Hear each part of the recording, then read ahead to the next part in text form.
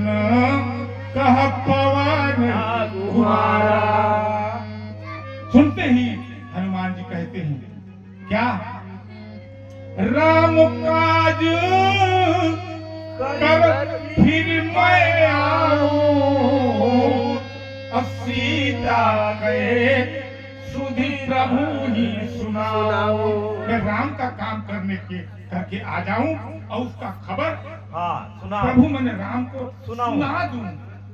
तब तब बदन पैठी हो आई, असत्य कहो मोहि जान बेचमाई।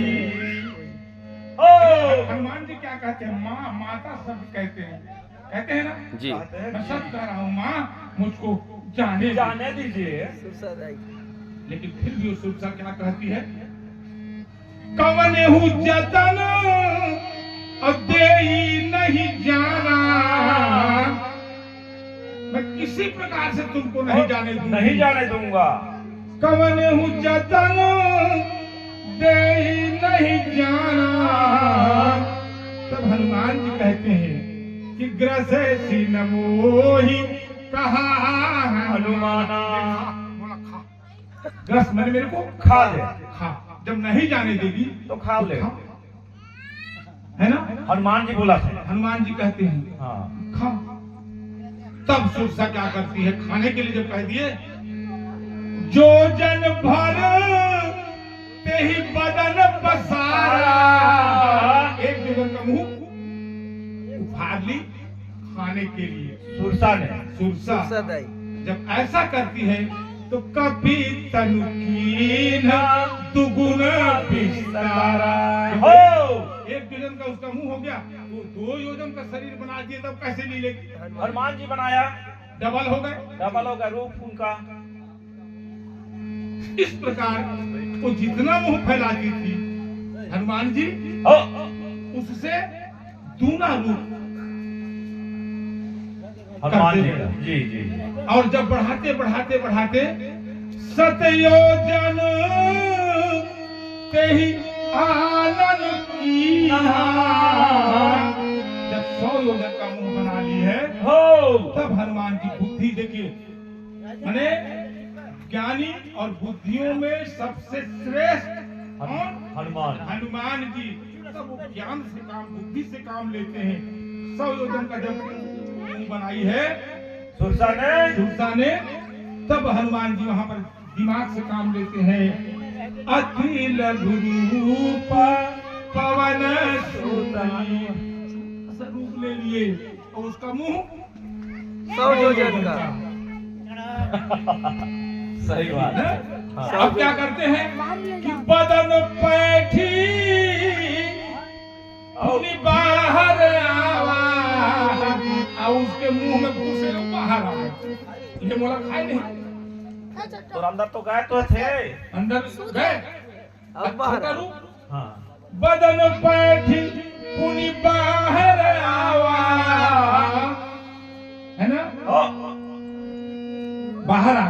बाहर आ गए और हाथ जोड़कर प्रणाम करने लगे, खड़े हो गए।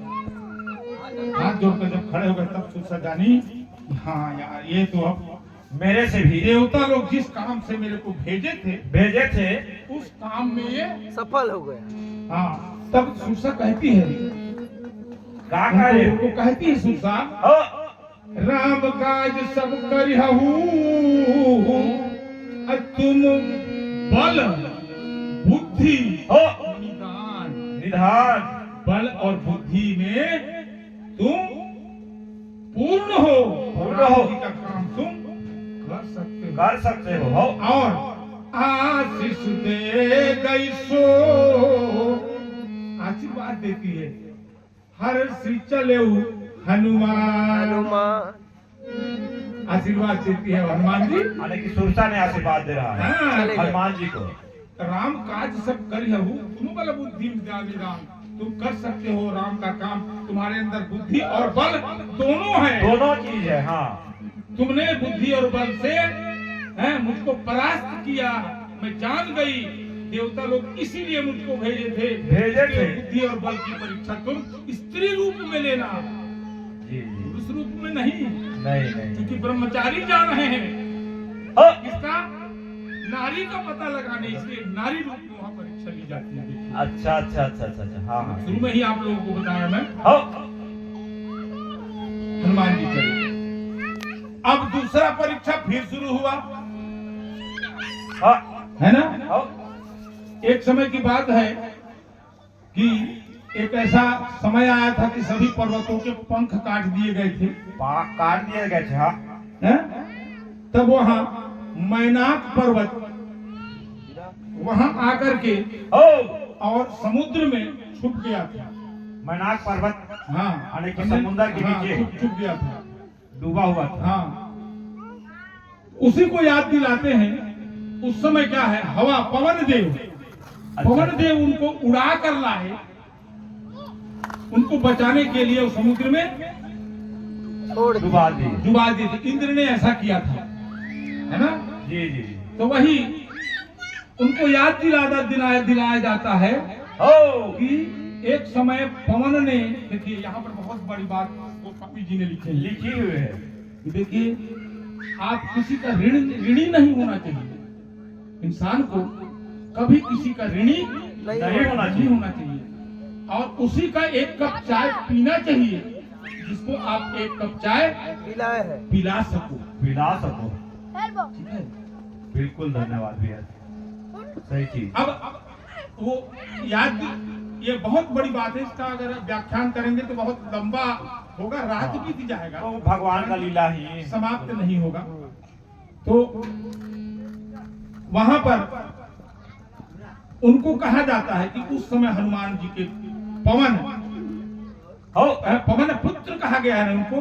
पवन पुत्र पवन माने हवा, हवा पवन पुत्र। तो पवन देव ने तुमको ला करके यहाँ